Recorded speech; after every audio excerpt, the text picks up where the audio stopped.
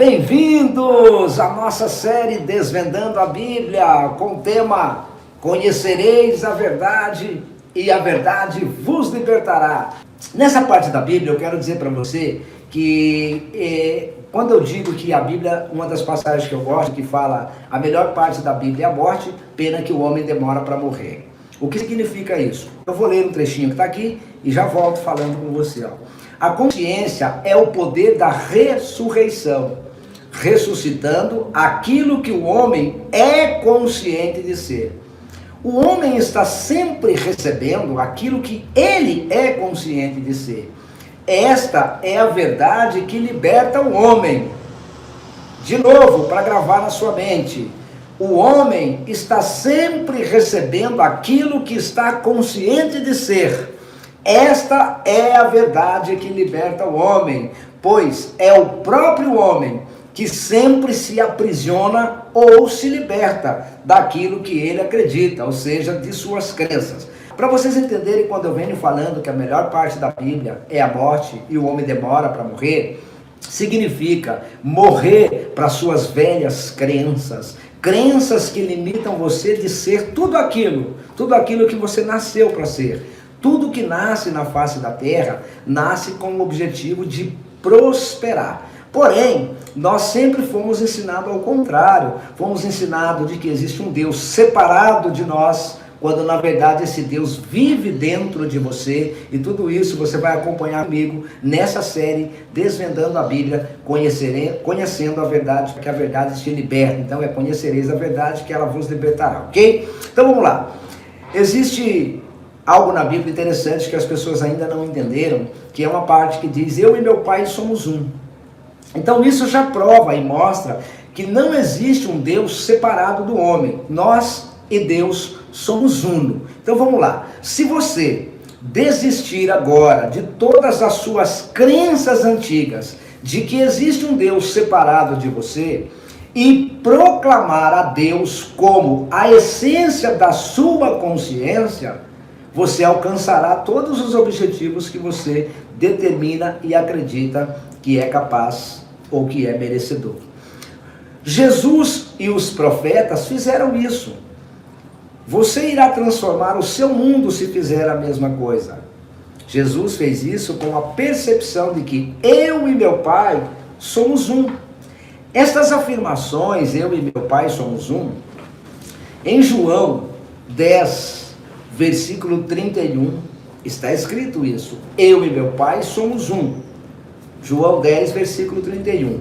Meu Pai é maior do que eu. João 14, versículo 28. Então tudo isso foi criado em cima dessas passagens, algo para entender. Pô, mas peraí, se meu Pai é maior do que eu, como que meu Pai vive dentro de mim? Como que Deus vive dentro de mim? Então nós vamos explicar isso para vocês, essas duas passagens. Eu e meu Pai somos um, mas meu Pai é maior do que eu, ok? Então vamos lá. Parece ser controvérsia, mas se você interpretar bem, tendo em conta de que acabamos de falar para você a respeito da identidade de Deus, então se você entender o que nós falamos sobre a identidade de Deus, que é a sua consciência, você vai notar que elas são completamente esclarecedoras, essas duas frases. Como assim? Então vamos lá. A consciência sendo Deus é como se fosse o Pai. Aquilo que você é consciente de ser é o Filho. Seu subconsciente, que é onde acontecem as manifestações quando você impressiona, é o Pai. Seu consciente, que é aquilo que você tem consciência de ser, é o Filho dando testemunho do seu Pai. Ok? Vocês entenderam como ficou? Por exemplo, a sua subconsciente, onde tudo acontece, é o Pai. Vamos comparar o filho com o consciente. Então o filho está dando testemunho do Pai. Quando ele tem um desejo consciente, você assumiu, a sua consciência de ser próspero, por exemplo. Você impressionou aquilo no seu subconsciente. Pronto, formou e unificou. Vocês estão de acordo com isso. Unificou. Impressionou o subconsciente. Criou um sentimento de verdade nas afirmações que você determinou, afirmou para você, isso vai se materializar, se manifestar no seu mundo físico. E é onde você, consciente, vai dar testemunho do seu Pai, do poder do seu subconsciente. O escritor que escreveu esse livro, Neville Goddard, escreveu esse livro chamado Ao Seu Comando. E ele desvenda muito bem. Ele diz mais aqui, ó, assim como o indivíduo e suas concepções, o indivíduo sempre vai ser maior do que as suas concepções. No entanto, ele sempre será um com elas. Se você é consciente de que você nasceu para sofrer, de que você é pobre, de que você tem que ficar doente, você assumiu essa consciência, tá? Então você assumiu a consciência de ser. E o universo, o seu subconsciente, Deus, o gênio da lâmpada, seja qual for a sua crença, vai fazer com que manifeste aquilo que você tem consciência de ser, porque você cria o sentimento, ok?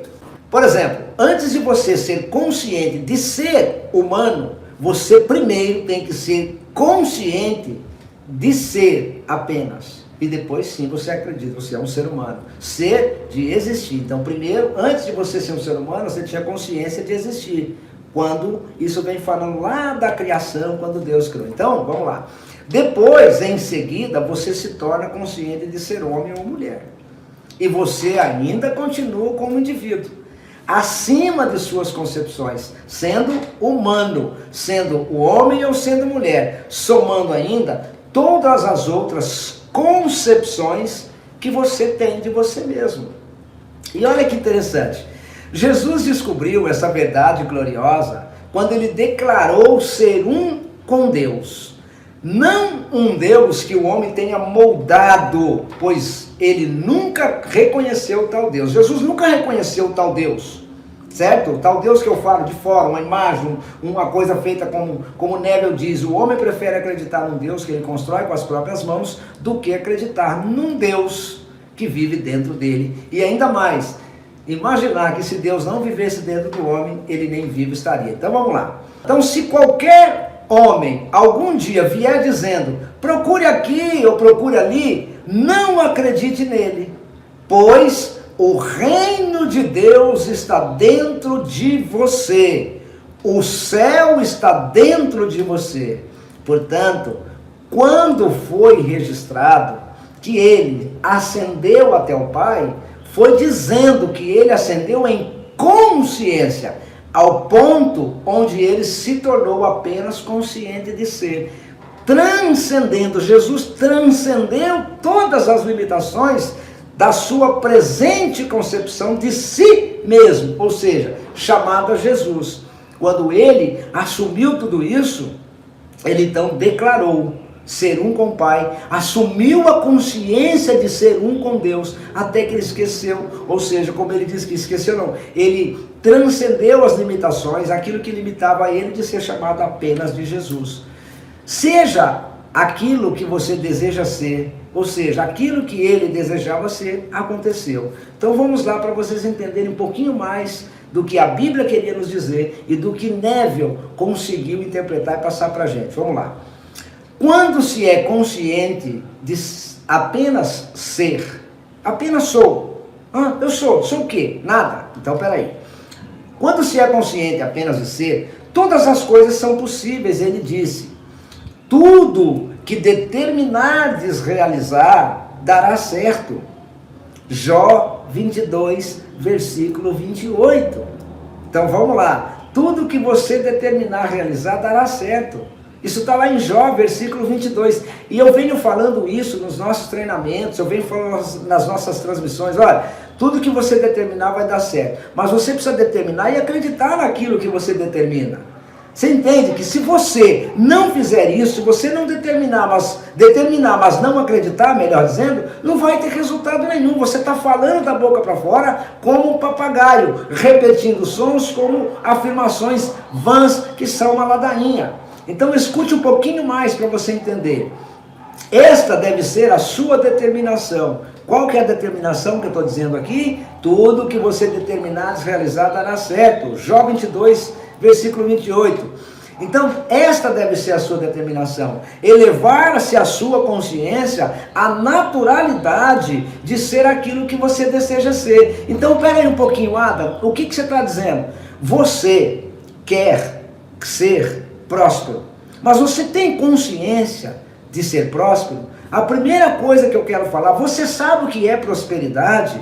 Porque muitas pessoas colocam toda a salvação da vida dele no dinheiro. O dinheiro nunca será, nunca foi e nem nunca vai ser o seu salvador. Opa, peraí, Adam, do que você está falando? Olha, prosperidade é ser feliz, é ser saudável, é ter liberdade, e liberdade inclui, e também é ter dinheiro. Mas você não pode colocar só o dinheiro como seu salvador. Por quê? Porque você está mais uma vez transferindo a responsabilidade, sabe? Se eu tivesse dinheiro eu faria tal coisa. Mas o que você está fazendo para atrair esse dinheiro que você deseja? Qual é os passos que você está seguindo? Qual é o trabalho que você está organizando para conquistar as metas que você está colocando como prioridade na sua vida? Se eu tivesse dinheiro eu estaria viajando. E aí eu pergunto, e o que você está fazendo para adquirir o dinheiro para viajar?